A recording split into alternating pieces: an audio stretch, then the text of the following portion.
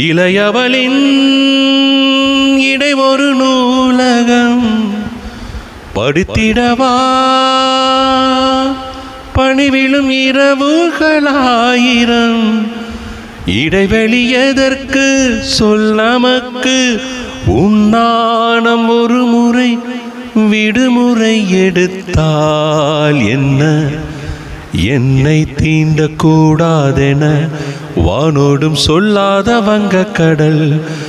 உன்னை ஏந்த கூடாதென கையோடு சொல்லாத புல்லாங்குழல்